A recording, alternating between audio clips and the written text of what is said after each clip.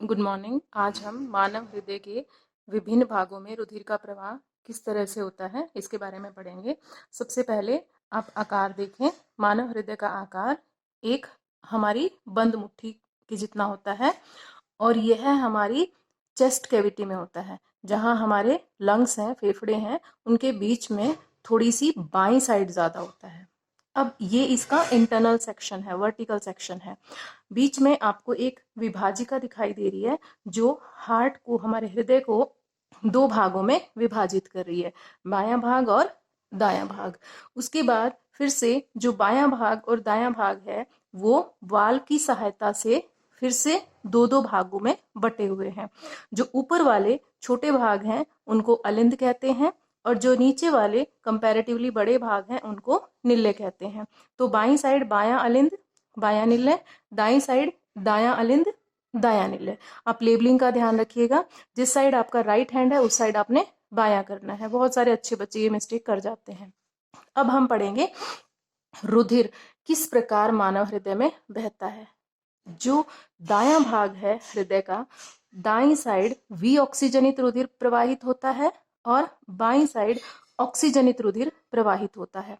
अब ये प्रवाह किस प्रकार हो रहा है? हमारे पूरे शरीर से वी ऑक्सीजनित रुधिर, यानी कि जिसमें ऑक्सीजन कम है, वी ऑक्सीजनित रुधिर हमारे पूरे शरीर से दो महाशिराओं के द्वारा दायां अलिंद में आता है। एक महाशिरा शरीर के ऊपरी भागों से वी ऑक्सीजनित रुधिर लेकर आती है और दूसरी शरीर के नीचे वाले भागों से, मतलब जो भाग हृदय से नीचे हैं उन भागों से। अब ये आप तीर के निशान से देखते जाइए, यहाँ पर रुधिर आ रहा है, वाल्व की सहायता से वाल्व ओपन होंगे और रुधिर जो है वो दायां निल्ले में जाएगा। जब दायां निल्ले सिकुड़ेगा अपनी बारी में तो नीचे से सिकुड़ना स्टार्ट होता है और उसकी वजह से इन वाल्व पर दबाव डलेगा और ये वाल्व बंद हो जाएंगे, जिससे रुधिर वापस अलिंद में ना जाकर इस फुफ्फुस धमनी के द्वारा हमारे फेफड़ों में जाएगा। दो में विभाजित हो रही है यहाँ पर आकर, क्योंकि हमारे दो फेफड़े हैं, दायां और बायां। तो हमें पता है, हम श्वसन पढ़ चुके हैं, हमारे फेफड़े जिन्हें फुफ्फुस भी कहा जाता है, हमारे फेफड़ों में इस रुधिर में से CO2 निकल जाएगी और इसमें ऑक्सीजन मिक्स हो जाएगी और वो रुधिर कैसा हो जाएगा? ऑक्सीजनित। अब वो ऑक्सीजनित रुधिर फुफ्फुस शिराओं के द्वारा बायां अलिंद में आएगा। बायां अलिंद से वाल्व के द्वारा बायां निल्ले में जाएगा और जब बायां निल्ले नीचे की तरफ से सिकुड़ना शुरू होगा तो इन वाल्व पर प्रेशर अप्लाई होगा और ये बंद हो जाएंगे, जिससे वो ऑक्सीजनित रुधिर वापस अलिंद में ना जाकर महाधमनी में चला जाएगा। महाधमनी हमारे शरीर की सबसे बड़ी धमनी है और इसमें से बहुत सारी शाखाएं निकलती हैं छोटी छोटी, जो हमारे शरीर के हर भाग को, सिर से लेके पैर तक हर भाग को ऑक्सीजनित रुधिर सप्लाई करती है। क्लियर सबको? तो ये था रुधिर के प्रवाह के बारे में। अब इसी डायग्राम में हम क्लियर करेंगे कि धमनी और शिराओं में क्या अंतर है। आप ध्यान से देखें, ये शिरा है, ये शिरा है, ये भी शिराएं हैं, ये धमनी है, ये धमनियां हैं। ठीक है। अब एक चीज ध्यान रखें, जो शिराएं हैं वो रुधिर को हृदय में लेकर आ रही हैं। महाशिराएं देखें वो भी हृदय में लेकर आ रही हैं, फुफ्फुस शिराएं वो भी हृदय में लेकर आ रही हैं।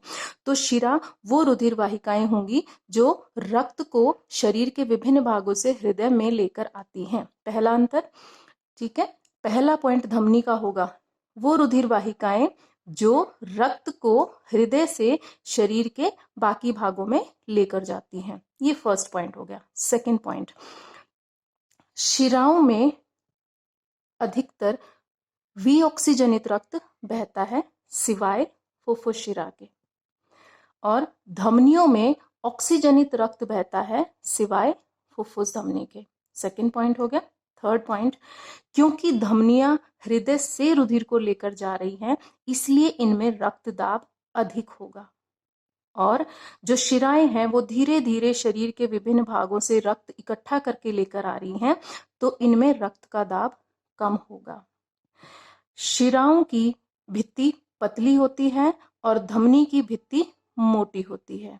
ये नेक्स्ट पॉइंट होगा।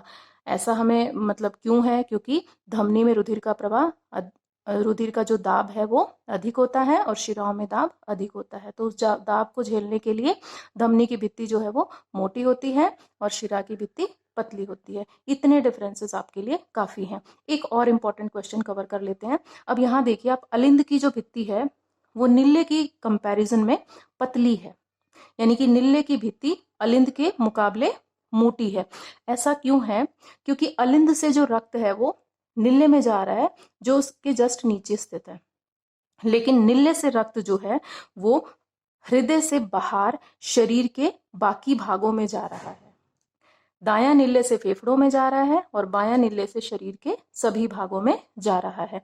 इसीलिए इनको जब सिकुड़ना होता है, बहुत ज्यादा प्रेशर से ये सिकुड़ते हैं ताकि हर भाग तक रुधिर प्रवाहित हो सके। इसीलिए इनकी भित्ति मोटी होती है। I hope this is clear to you. Thank you.